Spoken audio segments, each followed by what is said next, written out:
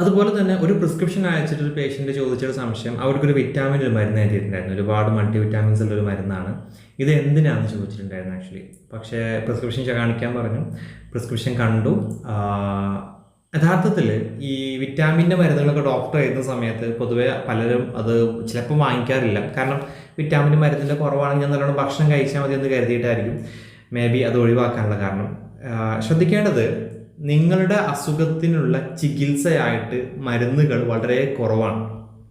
കാരണം അലോപ്പതി വിഭാഗത്തിൽ പറയുന്ന കാര്യം എന്താണെന്ന് വെച്ച് കഴിഞ്ഞാൽ, നമ്മളുടെ ശരീരത്തിലുണ്ടാകുന്ന അസുഖത്തിൻ്റെ ചികിത്സ നമ്മുടെ ശരീരത്തിനുള്ളിൽ തന്നെയുണ്ട്.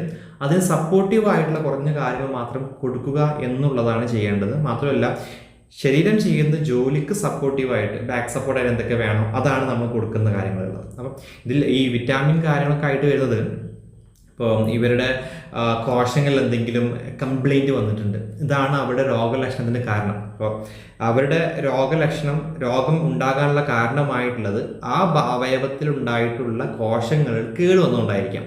അപ്പോൾ അത് റിപ്പയർ ചെയ്യണം. അത് ശരീരത്തിനുള്ളിൽ കഴിവുള്ള ആളാണ് നമ്മുടെ ശരീരത്തിനുണ്ട്. അപ്പോൾ ഇത് റിപ്പയർ ചെയ്യാൻ വേണ്ടി എന്ത് വേണം? ഒരുപാട് വിറ്റാമിനായിട്ട്, ന്യൂട്രിയൻസ് ആയിട്ട്, അന്നജം ആയിട്ട് ഇതൊക്കെ വേണ്ടതായിട്ടുണ്ട്. അപ്പോൾ ഇത് എക്സ്ട്രാ സപ്ലൈ ചെയ്ത് കൊടുത്തു കഴിഞ്ഞാൽ, അതിൻ്റെ കൂടെ റിപ്പയർ ചെയ്യേണ്ട ആളുകളെയും കൂടി കൊടുത്തു കഴിഞ്ഞാലോ, മാത്രമല്ല സാധാരണ ചെയ്യേണ്ട ജോലികൾ ഉണ്ടാവുമല്ലോ, ആ ജോലികൾ ചെയ്യേണ്ട ആവശ്യമില്ല, അത് നമ്മുടെ ഗുളിക ചെയ്യും.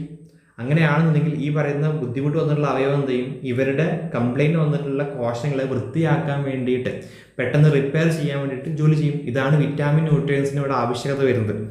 അതുകൊണ്ട് തന്നെ വിറ്റാമിൻ ന്യൂട്രിയൻസ് ഒരിക്കലും തന്നെ കുടിക്കാതിരിക്കരുത്. ഡോക്ടർ നിർദ്ദേശിച്ചിട്ടുണ്ടെങ്കിൽ നിർബന്ധമായിട്ടും ആ മരുന്ന് കുടിക്കുക. ഇനി അഥവാ നേരെ തിരിച്ചും പ്രശ്നമുണ്ട്, വിറ്റാമിൻ്റെ മരുന്നുകൾ ചുമ്മാ എടുത്ത് കഴിക്കുന്നത്, അതും പാടില്ല. കാരണം നമ്മുടെ ശരീരത്തിൽ വിറ്റാമിൻ്റെ തോതുണ്ടായിരിക്കാം, അതുപോലെ തന്നെ നമ്മുടെ ശരീരത്തിൽ ഉൽപ്പാദിപ്പിക്കുന്ന വിറ്റാമിനുകളുണ്ട്, ന്യൂട്രിയൻസുകളുണ്ട്. നാം എക്സ്റ്റേണലി വല്ല വിറ്റാമിൻ ന്യൂട്രിയൻസും കഴിക്കുന്നുണ്ട്, നമ്മുടെ ശരീരത്തിൽ ഉള്ളിൽ ഉണ്ടാക്കുന്നുണ്ടെങ്കിൽ നമ്മുടെ ശരീരത്തിനോട് നാം കാണിക്കുന്ന ഒരു പുച്ഛിച്ച് തള്ളുന്ന ഒരു സ്വഭാവമായി മാറില്ല. അപ്പം എന്ത് ചെയ്യും? ശരീരം ആ വിറ്റാമിൻ ന്യൂട്രിയൻസ് ഉൽപ്പാദനം കുറയ്ക്കും. കാരണം ഓൾറെഡി ഉണ്ടല്ലോ, അപ്പോൾ കുറച്ച് ഉണ്ടാക്കിയാൽ മതി കരുതും. ഇത് കണ്ടിന്യൂസ് ആയിട്ട് തിന്നു കഴിഞ്ഞാൽ പിന്നെ ഇവർക്ക് ഈ വരുന്ന മരുന്ന് നിർബന്ധമായിട്ട് വരും. ഓൾറെഡി ഉള്ള കഴിവിനെ നാം അടിച്ചമർത്തുന്ന പോലെയായിട്ട് മാറും ചെയ്യും. എന്താണോ നമുക്ക് കുറവുള്ളത് അതാണ് നാം വിറ്റാമിൻ ആയിട്ടും സപ്ലിമെൻറ്റ്സ് ആയിട്ടും കഴിക്കേണ്ടത്. പ്ലസ് ഡയറ്റിൽ നമ്മളത് ഫോളോ അപ്പ് ചെയ്യേണ്ടതായിട്ടുണ്ട്.